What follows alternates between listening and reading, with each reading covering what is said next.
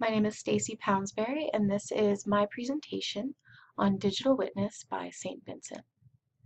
St. Vincent is a group led by Annie Clark, and the song that I'll be analyzing, Digital Witness, is on her self-titled album St. Vincent, released in early 2014. This song is a sarcastic, critical response to the type of public personalities people portray online. It analyzes the contemporary issues surrounding social media and participation in internet communities, specifically in terms of how it affects privacy and the way that we live our lives as a society. It does this through generalizations, some deliberate evasion of the issue, i.e. doublespeak, inference, critical and sarcastic tone, negative connotation, and it makes a lot of assumptions and is typically very biased against social media. The music itself contrasts, it distorts some tones and leaves other tones tranquil and calm. But underlying the song is a frantic tempo and a driving beat that makes the listener feel as though they're being pushed forward through the song. Some figurative language that the song employs is simile, metaphor, euphemism, allusion, and cliché. Predominantly, I'd say the song uses simile and metaphor to make its main points, although some of it could be considered cliché as well. The first sentence is "get back to your seat."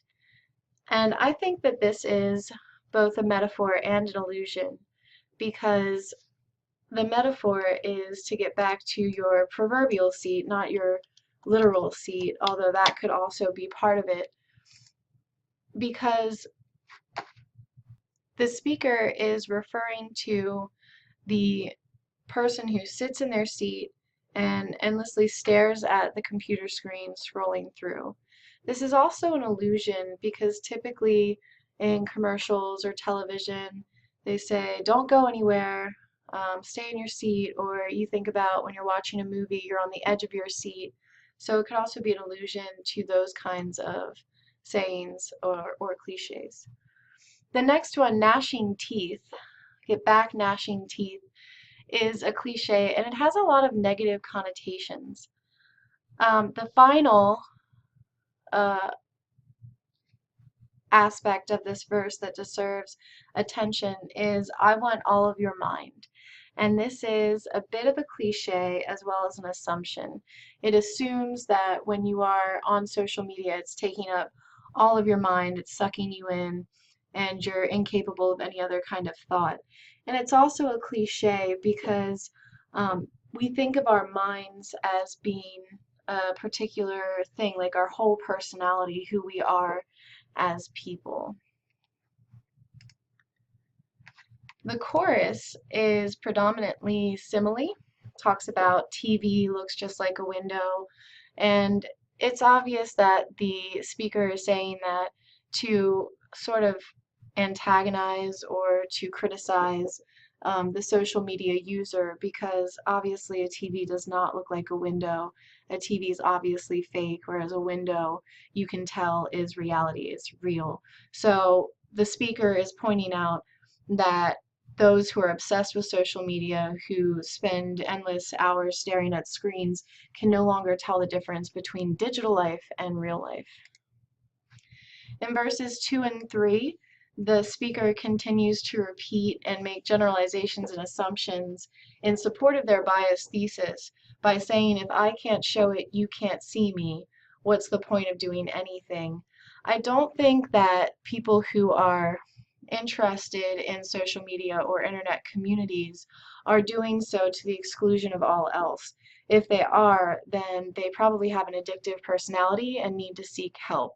So therefore, the speaker is making a generalization about this community and is assuming that if they can't share an action, they will not pursue that action, and that, of course, is very biased.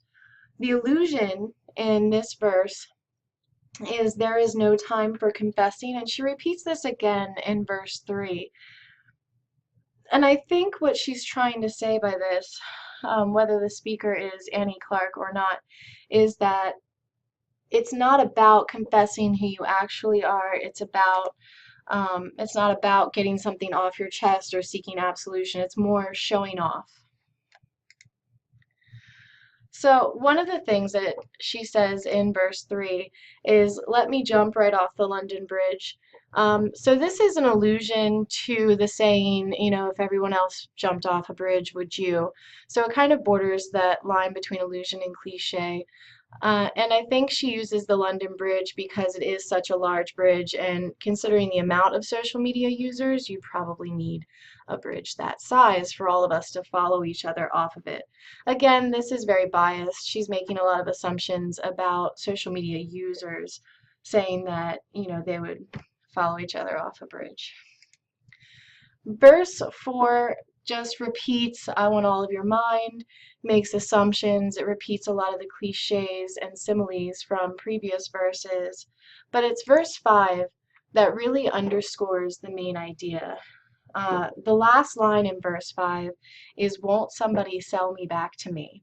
which can be considered jargon because if you use social media, you know that selling me back to me is really a euphemism for the privacy controls that they have on social media. In conclusion, this song makes a lot of statements that aren't necessarily supported, but it does use a number of figurative language, metaphors, generalizations, and tone to underline its main point that it scrutinizes contemporary issues surrounding social media and internet communities. That's my presentation, and I do hope that you've enjoyed it.